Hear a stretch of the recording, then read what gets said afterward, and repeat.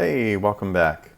I have a couple of other videos to do, some ideas kind of rattling around in my head, but I know anytime I upload a match video, people are going to want to see the video of the build for that match, so I just uploaded a video of this Tilaru carrier, and I'm going to go over the build right now.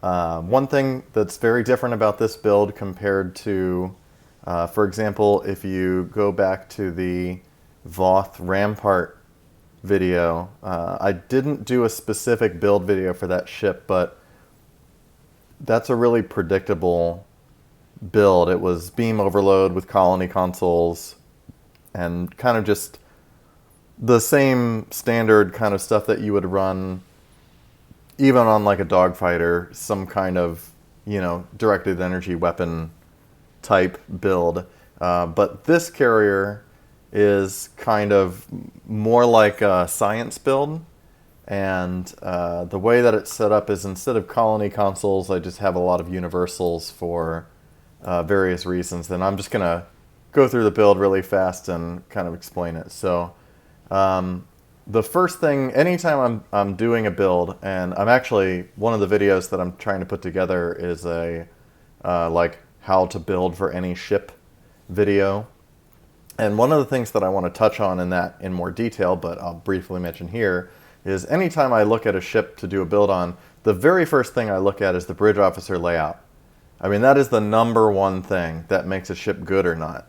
So if you're the kind of player that is looking at hangar bays or hull capacity or shield capacity, like that stuff is all secondary to the bridge officer layout. Like, you could have amazing stats in every other category, and if the bridge officer layout doesn't, work its way into a good sort of setup for PvP, then it's not going to be a good build.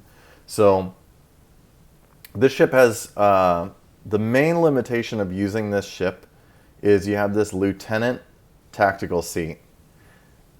So while you have universal seating, if you wanted to do like a beam overload kind of directed energy build, you would have to use this universal lieutenant seat as a tactical, and then you're stuck with this other lieutenant tactical seat.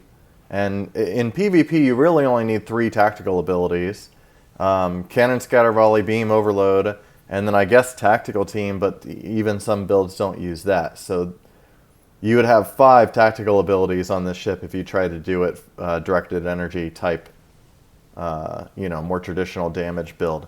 So that's why I didn't use the ship like that. It just doesn't have a bridge officer layout that's conducive to that. The other major limitation is any ship that has 3 lieutenant seats, I never really like very much. I prefer the ones that have 2 lieutenant commanders and then 1 lieutenant and 1 ensign, because you can fit a higher rank ability in. But basically that means that I have this kind of limitation as to how much engineering I can fit. So I have emergency power to engines, which is basically required. Aux to structural integrity field, and that's for the placate DOF, but you could also run aux to damp instead, something like that, for disable immunity. And then engineering team, and this seat is also temporal, so I put in this chronometric inversion field, which is another anomaly, but it also reduces flight speed and reduces damage of whatever target is within that. And it's a 5-kilometer radius, so it's actually a little bit bigger than what that seems like. It's actually a very large bubble that you can catch people in. But an alternative would be you could put emergency power to shields or emergency power to aux, or reverse shield polarity there, or causal reversion is actually a pretty good heal that you can use often. Or another way to do it might be to move this engineer to where this science is and swap these around, and then you could fit 4 engineer abilities of your choice and still keep chronometric inversion field, but you would lose this photonic shockwave. And photonic shockwave itself isn't necessarily a big damage dealer, but it is an unconventional systems proc for cooling down universal consoles. And the thing that's so good about it, and the reason why I like it, is you can see here, I have no enemies targeted, but I can still activate it. So if you're out of range of enemies or you can't target someone because of stealth or placate or whatever, you can still hit Photonic Shockwave and get a cooldown on your universal consoles. So that's a really good one. And Tractor Beam Repulsors is the same way. So I could also replace Photonic Shockwave with Tractor Repulsors if I had it on this officer. And the other nice thing about Photonic Shockwave and Tractor Repulsors, as long as you're not running the pull duty officer, Tractor Beam Repulsors and Photonic Shockwave both get you out of Parasitic Ice, which is a console that I'm also using on this ship, but basically it holds someone in place and disables their engines. But it actually spawns a cluster of ice on the target, and you can push that cluster physically away from you with Photonic Shockwave or Tractor Repulsors to get out of it. So, so that's that seat. I have my Science Team, Photonic Officer for cooldowns, and Photonic Shockwave. The other Science seat is a full commander, so I have Gravity Well and Ionic Turbulence, so that's 3 Spore-infused procs, Gravity Well, Ionic, and Chronometric. And then I have Evade Target Lock, kind of for myself to help survive, and Intel Team, which gives me a little bit of perception and stealth, another survivability measure, but you could also replace Intel Team with Viral Impulse Burst, which is another unconventional systems proc that you can activate anywhere. And if you don't know what I'm talking about when it comes to unconventional systems and all that, then you may need to look at some other guides, but I will briefly describe it here, how it works. Basically, every time you use a control ability, it reduces the cooldown of universal consoles. So just for example, if I hit Sif linkage here, you see I have 2 minutes of cooldown, but because of this trait, if I hit Photonic Shockwave, it actually reduced that a little bit, that bar moved. So it allows you to use universal consoles more often, and this ship uses a lot of universal consoles. So being able to use them more frequently, in this case I have 1, 2, 3, 4 abilities that reduce the cooldown, and I could do 5. Helps me use those universal consoles more often and improves the combat effectiveness of this build. This tactical seat, because I'm kind of stuck with it anyway, I'm running Beam Overload and Torpedo Spread, and it's kind of an attempt at adding a little bit of damage output to a build that otherwise doesn't deal a lot of damage. This build is mostly about control and survivability, because being a huge carrier like this and flying around, you end up being kind of the focal point of the fight at times, and you're going to take a lot of pressure. So you can't really ignore survivability when you're in a big, clunky ship like this. That has to be foremost in your mind. But these two things, Beam Overload, I have the Lucari Pizio Polaron beam, which gives me under Beam Overload. If I hover over the tooltip here, it gives you the Technical Overload, which is this 17,000 some electrical damage, and that can crit, and the crit from that also benefits from the modifiers on the weapon itself, in this case crit D damage, crit D times 4. So 17,000 electrical damage hit. If it crits, you've got 100% severity from the weapon itself, and then I have about 100%, 124% severity just passively on this character. So that could mean a pretty big hit, which is useful on a build like this. Then I have the Phaser Wide Angle Beam from Discovery, along with the matching torpedo in the rear, and that is for the 2-piece set that increases the crit severity by 25%, and that's for the entire ship, not only weapons, but also any other abilities such as Gravity Well. And for those of you who don't know, this wide angle beam bank, this thing where it says on critical strikes add 1% bonus damage to this weapon for 20 seconds, it's actually 1% bonus damage to the entire ship, not just this weapon. So that's well worth the slot. And then I have the Maelstrom Quantum Torpedo from that recent bundle with the Akira and Valdor. And this is the one I'm mainly trying to fire with Torpedo Spread. because under spread 2 with 3 charges like this, and granted in combat, most of the time it will just have 1 charge, besides the very first shot, but that's a lot of damage, and it is kinetic, and it's resisted by various immunities and placates and all sorts of other things, but the nice thing about torpedo spread is torpedo spread does not factor accuracy. So a torpedo spread is always going to hit unless the enemy ship is so fast that the torpedoes never physically catch up to the ship, which I wish I had a video clip of this, but I was doing a 1v1 fight with my friend Turtle and using a bunch of different torpedoes, just testing things out. And basically a trail of torpedoes was following him the entire fight, but they almost never actually hit him because they were following him for, I don't know what the despawn timer is, 10, 15 seconds, something like that. But the torpedoes are following the target all this time, and if they don't actually make contact, then the torpedoes despawn after a certain period of time and no damage is dealt. But the nice thing about this build is I have a lot of holds and controls, so I'm hoping that if I can catch somebody in a hold and then land a big maelstrom torpedo hit, then that could help my team in scoring the kill. And then the last torpedo is the particle emission plasma torpedo, and that one does pretty good damage, and it scales with EPG. It also prevents cloaking, and it has a slow effect, so it's just a good like utility torpedo. You could also use the gravimetric torpedo or the Gamma Chronoton wide-angle torpedo. Actually, the Gamma wide-angle would be a pretty good choice on this build because the ship turns very slowly. In the arena combat, a lot of times I struggled to turn the ship fast enough to fire a subnuke in time to get a kill. And then in the rear, my aft weapons, I'm using the Ultimate Omni, which has a guaranteed on crit chance to reduce a target's kinetic and plasma resistances, which I was hoping would benefit the damage of the torpedoes, but I'm not sure that's really working. And most dogfighters and energy builds on your team are probably using Disruptor or Phaser, so it may have been better to use the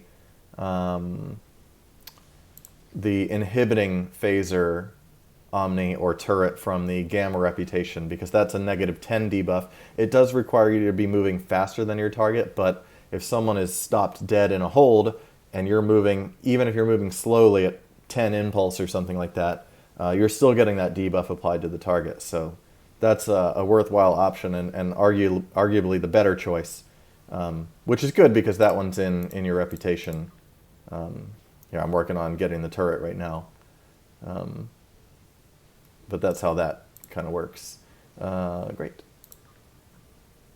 I have the Jem'Hadar deflector, and that's mostly for the large amount of control expertise. The stealth detection is kind of nice as well. And the 3-piece competitive set, I use the fortified shields and engines, and in this case the innervated singularity core for extra engine power because I don't want to be slowed down. Singularity ships have 40 less power to work with than traditional warp core ships, so I figured if my shields or weapon get disabled, it's not so bad, but I really don't want to lose engine power in PvP because being stopped in PvP is a really quick way to get to the respawn screen. So, and this 3-piece set constitutes this bonus damage resistance, as well as some additional control and all that. You could also use the 2-piece discovery set for additional hull regen. So I'll start with the consoles, and I'm gonna name them kind of out of order because they're not really organized here. This is just how I used it in combat. The Tippler cylinder, I only have the tier 5 version, but the backstep is very useful. It recharges your consoles and prevents you from dying for a few seconds, so it's just really, really useful console to have defensively. I also have DPRM, which is used exclusively defensively. That 500% hull regen and bonus damage resistance is really, really good. Elachi Rift Jump can phase you out, which is useful for getting out of various holds and controls yourself. And then I also am running the Seneca console, non-baryonic buffer field. This gives you some passive resistance to hazard and damage over time effects, like from secondary deflectors, gravity wells, very cold in space, ionic turbulence, that kind of thing. And basically, and I talk about this a lot in some of my posts and other videos and things, but in PvP, spike damage is a lot more valuable than sustained damage over time. So if a target is dealing 1,000,000 damage to you, but it's spread out over 30 seconds, you probably can survive that. But if they deal 1,000,000 damage to you in 5 seconds, you're probably not going to make it. So a lot of PvP revolves around trying to debuff people and catch them off guard in between consoles or in between abilities and deal a big spike damage. And this console takes any damage above a certain threshold, 10% of your max HP, is converted into a radiation damage over time. And I have seen people still die through this console when they're taking a lot of damage, but basically this is taking a large amount of spike damage and spreading it out into a longer period of time damage over time effect. So basically it's like an anti-spike damage console, and it comes from a regular Zen-Store chip, which makes it easy to obtain, and it's just very, very useful to have. So well worth the pickup there. And then my last defensive console is overloaded SIF linkage. This also comes from a C-Store ship, the Europa Battlecruiser. This one gives me additional hull regen as well as giving my teammates hull regen, and it reduces the damage your teammates take, but gives some radiation damage to you. The reason why it's so good is you get this large amount, 100 to 200 bonus all damage resistance rating based on how many teammates are affected by it. As you can see here, just sitting here unbuffed passively, I have roughly 50-some% in all of the resistance categories. If I turn on SIF linkage for that bonus resistance, you can see it spikes up a lot, 84%, and that lasts for 20 seconds. It does have one major drawback in that it has a 60-second lockout period. Most universal consoles do not have this lockout. But no matter how quickly I try to cool it down with unconventional systems or whatever, I cannot use it more than every 60 seconds, so that's why I'm very survivability heavy on this build with 1, 2, 3, 4 additional consoles on top of SIP linkage that are all kind of survivability consoles. And that's just because this is a really big target. Now on the offensive side, I'm running both the parasitic ice containment vessel. This console, last I checked, I think was like 1.5 million or 2 million or something on the exchange. And you should definitely grab one now while they're cheap, because the lockbox that this came in is no longer dropping, so the price is going to go up. So definitely you should grab one of these. It's a good console. If you apply it to someone that's flying at a very, very high speed, it will break and not slow them down. But the key to this kind of thing with a control build is applying multiple holds to slow the target down. So ice, a lot of times I get it because I'll fire it on someone and they will turn really tight and it will catch them during that turn and result in a slow. Or maybe I'll slow them with something else like an engine offline effect, or I also am running enhanced tractor drones. That has a slow and pull effect, reduces their turn rate and flight speed.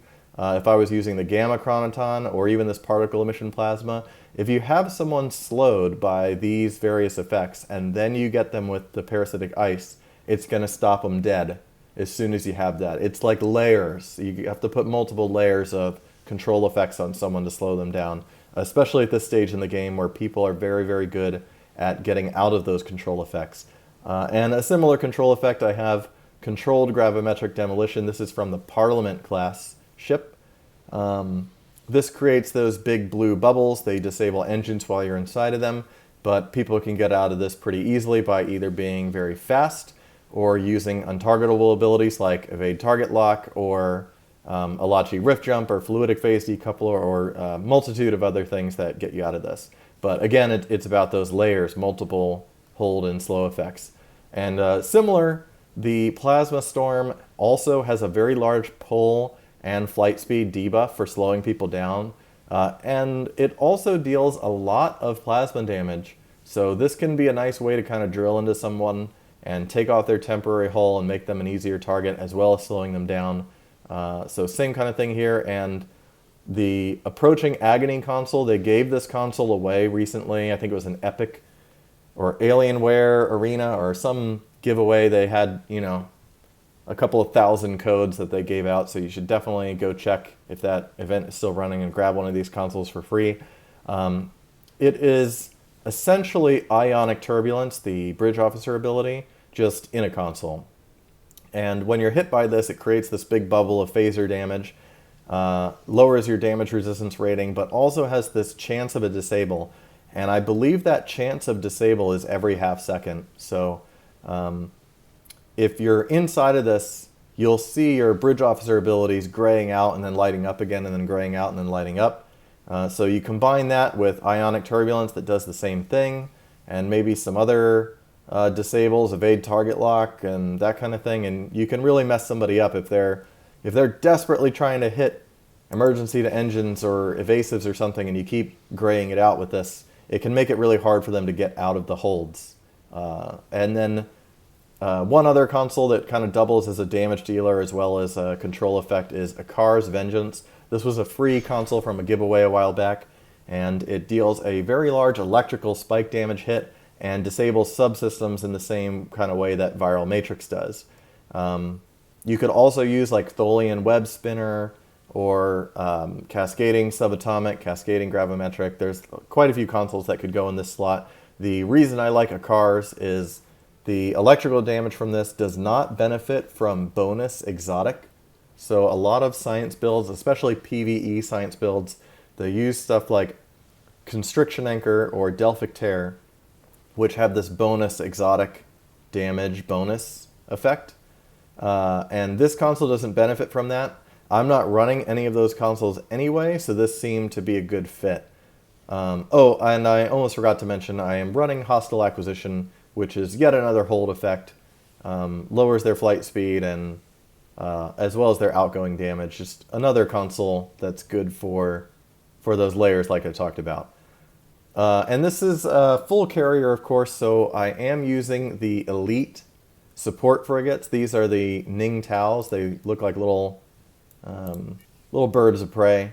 But there's also Elite versions that look like Cation ships. There's Malem support frigates, look like little Romulan Tavaros. And there's a Jem'Hadar version as well. It doesn't matter which one you use. They're all the same. They all have the same abilities.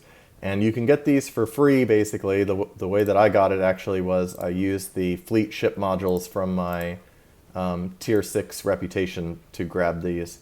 And the reason is the pets themselves rarely do any noticeable or valuable damage in PvP. So I'm looking for a pet that has some kind of alternative effect, something that plays into this theme of a control build. And these pets, they have Scattering Field, which gives anybody near them damage resistance and bonus damage. They also have Viral Matrix, which can disable subsystems of enemies. Hazard Emitters and Transfer Shield Strengths, which they will use on you or allies or each other. And probably the most important two is Suppression Barrage 3 and Sensor Scan 1. So Sensor Scan, when they use it on something, it will debuff their stealth and damage resistance. And Suppression Barrage obviously knocks off some of their speed and outgoing damage. That's the same as the player command ability. And the pets also have Fire at Will, so they can hit a lot of targets. Now, they are dumb because it's pet AI. So if I have an enemy player targeted, they won't necessarily use Sensor Scan, Suppression Barrage, Viral Matrix, etc. against that enemy. They might use it against, people are always summoning these beacons, Delta Beacon, Herc Beacon, Hangar Pets, whatever. And they might target those things instead of players. But since I have a Hangar Bay, it's better than nothing. The other pets that I really like for this ship, and I wasn't using these in the videos, but I have tested them before. Mirror Universe Shuttlecraft, the Elite versions, have Beam Overload and Tractor Beams. They actually deal relatively decent damage with that Beam Overload. And because they have an Omni, they remain effective even when they're kind of buzzing around. They don't have to turn to face the target. And the tractor beam can be really annoying to intel team users. And in a similar vein but less damage, the Elite Orion Interceptors, you can get these really cheap. I think it's the Tier 3 or Tier 4 Orion carrier or something you can grab with dilithium. It gives you access to these hangar pets. They use chronoton torpedoes, tractor beams, as well as a weapon and engine power drain beam. The hyper impulse engines also mean they're very fast and they actually keep up with you. And since they have pulse cannons, if you were using superior area denial, which I'm not on this build, but if I were, then the disruptor pulse cannons would deal more damage than the other pets that I have shown here, because pulse cannons have some kind of weird interaction with superior area denial that makes them deal a lot of damage. But it is AoE damage, so they're going to look inflated a little bit on a parse.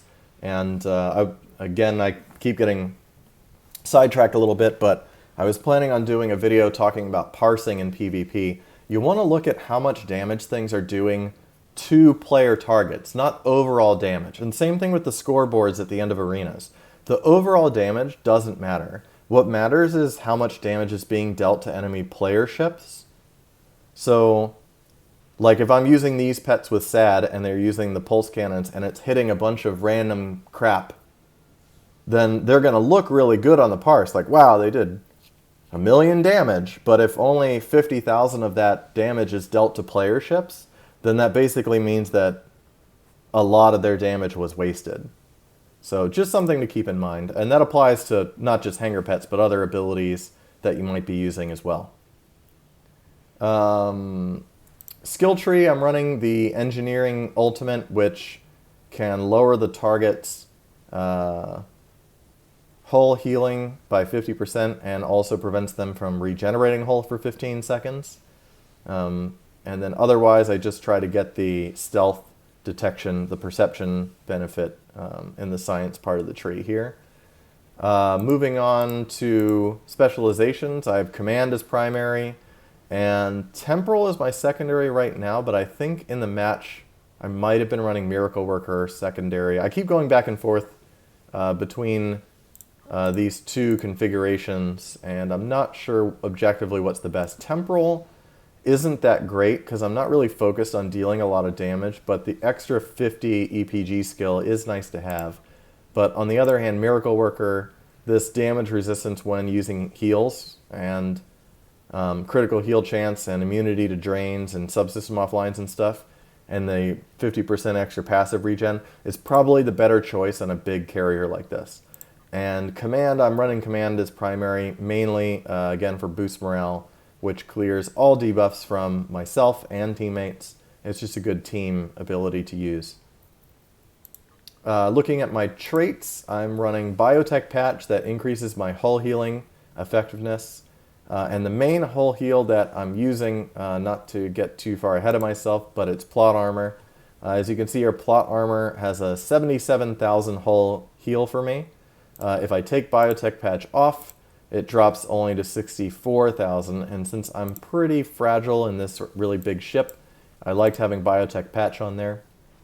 The next one is Fragment of AI Tech. That's 50 extra control expertise. The extra energy damage doesn't really matter. Secret command codes, anytime you're affected by controls, it gives you a little heal over time thing. And this heal is also affected by Biotech Patch, so like if I turn that off and I go back, it was 1800 before, now it's only 1500. So another thing in that theme of layers is you got to have multiple things keeping you alive here. And in a similar vein to secret command codes, the next trait is Reconstructive Radiation, 3600 HP every second for 4 seconds, and clears damage over time effects. It's only every 30 seconds, but it adds up and seems to parse pretty well for me, so I like that one.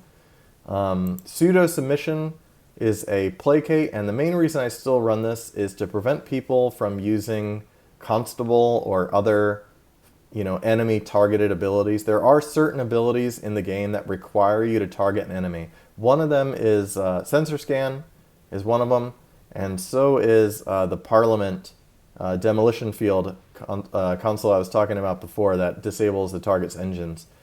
You have to actually, highlight target your enemy in order to use that console. So by having pseudo submission, I can discourage someone from targeting me, even if it's only every 15 seconds, discourage someone from targeting me and using abilities like that against me. Obviously, some of them are going to get through, but if I can reduce that by half or a quarter or whatever, it's still a net improvement to survivability. Then I have Intelligence Agent Attaché that helps me restore my captain abilities, Subnuke, Sensor Scan, Scattering Field Co-opt as a Science Captain, all very important. Give Your All gives me a dodge effect, dodging incoming damage. Then I have Fresh from R&R, lets me use my team abilities faster. That includes Engineering Team, Science Team, and Intel Team every 10 seconds. And it's a free clear of control every 45 seconds. So after that, Unconventional Systems. I already kind of talked about this one, but it just cools down those universal consoles. And since the build has 1, 2, 3, 4, 5, 6, 7, 8, 9, 10, 11, 12 universal consoles, this is a really important trait for this build. And then the last one is Particle Manipulator. This deals additional crit chance and severity for exotic damage abilities. These values are lower if you switch off the temporal spec and go to Miracle Worker. But I figure a little bit of extra exotic damage from like Grabwell and all that is useful. But I'm actually not sure just how useful this is on this build because I think this affects Plasma Storm, but it doesn't seem to affect Akar's Revenge or Ionic or Approaching Agony, or and it definitely does not affect Spore-Infused Anomalies. Spore-Infused Anomalies can't crit, so I have some reservations about this trait on this build. Maybe something like Invasive Control Programming would be better. Chance to disable a subsystem of my enemy. Another one might be Psychological Warfare. This improves controllability effectiveness. And actually, I want to talk about this one just real quick. Psychological Warfare, it doesn't increase, it usually increases like the duration or the repel amount, but there are some things it doesn't increase. So a really good example is Gravity Well. If I look at Gravity Well, the Gravity Well 3 on this build has a range of 9.9 kilometers and the repel is negative 0.31. So if I slot Psychological Warfare, you'll notice that that repel effect has increased to negative 0.37, but the actual distance the Gravity Well is effective is still the same 9.9 kilometers. And there's a couple of other things like that, like I think Chronometric Inversion Field, for example, it's still negative 50% flight speed and negative 50% all damage. So Psychological Warfare does nothing for Chronometric Inversion Field. And I don't think it does anything for Ionic Turbulence either. That has a 20% chance to hold for 2 seconds. But if I slot that and go over this, it's still a 20% chance and it's still only 2 seconds. So this trait, it'll depend a lot on what kind of build you're running and what consoles and abilities you decide on, whether that will be a good trait for you. And then the very last trait is the Boimler effect. I definitely wouldn't go without this nowadays. Even if you have your cooldown method figured out with like a Photonic Officer, Borgdorfs, or whatever, this is just really useful, especially when you get subnuked or something like that. All right, so let's talk about Starship traits. I've got Plot Armor, that's my main heal. 15 seconds of very large heal, immune to transported warheads, 250 all damage resistance rating, and removes hazards and damage over time effects for that whole duration. So it's down for 30 seconds, then back up again. You get a lot of healing from this. It's really, really good. You could swap this out for concealed repairs or something like that on a budget. That's also a good option, but you don't get the resist and hazard cleanse. Next is Invincible. This is always a good trait to have. Keeps you alive for that 8 seconds unless you get subnuked and helps you kind of get back in the fight. I'm going to skip this one real quick because I just want to talk about the other kind of standard stuff. Improved Gravity Well helps me keep those Gravity Wells out for longer. and I am using the aftershock DOF, so my objective is to get as many gravity wells on the field as possible, and this kind of helps keep them there. And spore-infused anomalies, which plays into that. If there's gravity wells and there's aftershock gravity wells and the field is covered in them, every time I hit anything spore-infused anomalies, it's going to deal this electrical damage and apply this power level drain, which apparently that power level drain is bugged and it doesn't drain that much, but still, this is a really good kind of crowd control cleanup trait. Then I have invasive maneuvers. I like this one on kind of big builds like this. It helps keep me alive, but you could also run improved photonic officer, which would increase the healing. Like if we go and we look at plot armor again, if I do improved photonic officer, now it's 93,000 hull, so that's a good option. It also increases exotic damage, so it kind of plays into the damage side of this build. So there's a couple of good options for that slot. And the last trait I'm using is Voth Carrier Synergies. And this trait basically gives your Hangar pets this immunity shield. So like I have one of these targeted. If I hit emergency engines, you'll see it has this immunity shield so that the pet does not die. So that helps me keep these annoying suppression barrage, viral matrix, sensor scan pets on the field for longer. And when you use a tactical ability, which I do have on this ship, they get an additional buff called aceton or aceton mode, which applies a little bit of extra damage to myself, but it effectively is a power drain. And it's hard to demonstrate just kind of sitting here in a random mission map, but the pets, when they get near you, I think it's about 3 kilometers, you'll see an energy siphon beam kind of come off of them. And it is a passive effect, and it's not buffed by anything, but, you know, 4 pets near you, all draining at the same time, even if the drain is minor, combined with spore infused and some other things, it's just one more sort of annoyance to the enemy. But the main reason I'm running this trait is the immunity shield. Any other effects are secondary. Reputation traits, I've got aux power defense. I am running my aux power completely maxed out for the additional HP and damage resist, as well as the aux power effects on hull and or gravity well control effects, that kind of thing. And then I'm running the Dyson bonus damage resistance rating trait. That's always good, helps you get above 75% resists. Cat 2. Then I have viral engine overload. This is the only offensive trait on this build. The viral engine overload has a chance to disable the target's engines when you deal a critical hit. And since I am using various weapons, that critical hit is pretty likely. So being able to knock someone's engines off for a while and slow them down is really useful. I also have automated protomatter conduits. That's a really large regen buff with basically 50% uptime. And the last trait that I'm running is active hull hardening.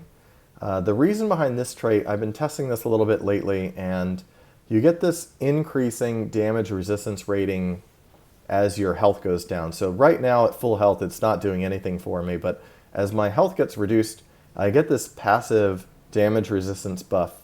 And the nice thing about this is kind of similar to like people talk about redirected armor plating. This trait, when you get sub-nuked and you lose all your buffs, this trait is immediately back online, 30 damage resistance, and it can help save your life if you've been debuffed, that extra little bit of resist. And I feel like the same kind of thing applies here. This is a buff that can't be nuked off of you, and neither is this. And neither is this. So all of these things mean that if I'm at 25% hull, I'm getting 30 plus, you know, say 70 or 80 damage resistance, so 100 and some damage resistance rating plus bonus. It means that my resistances, even when subjected to various debuffs, they're never going to drop much below 40 or 50%. I'd have to actually go into combat looking at the screen to really tell, but the objective is to keep some resistances up all the time. A lot of people I see that are easier kills in PvP or newer to PvP, that kind of thing, they might be able to get really high resistances, but then they get debuffed and all of a sudden they're at 0. And if you're at 0 resistance in PvP, you're dead. So That's kind of the mindset behind that one. And I already went over the bridge officer station, so the only thing left is to talk about the active space DOFs. I am using the evasive DOF for invasive maneuvers is tied to evasive, so being able to use that with frequency is really useful. I have a 32 of 47, which I know is very fancy, and I really appreciate the person who actually gifted this to me, because I would not have bought this otherwise. It's way too expensive for me. I would have probably used something cheaper like 21, or maybe even I don't know, some other buff or DOF, I don't know. Then I have the debuff cleanse warp core engineer, the aux to sif placate officer, the aftershock gravity well DOF, and then the last one is this heartfelt appeal. Whenever you use a control effect against someone that includes gravity well, it reduces their healing. The next 5 times that they're healed, it reduces it by half. And then applies some heal to yourself, but I don't actually notice this heal coming to me almost ever. But it does half enemy healing, but it's very, very sporadic. So I'm not so sure about this one either. So if you have maybe some better duty officers, that might not be worth the slot. But basically my goal as a debuffer was, with this DOF and the engineering ultimate, basically trying to lock someone down in bubble or ice or plasma storm or whatever, and then prevent them from healing, prevent them from buffing, sub-nuke them, whatever. And even though I probably don't deal quite enough damage to actually kill most players, the idea is basically to set up the enemy team to get killed by my teammates.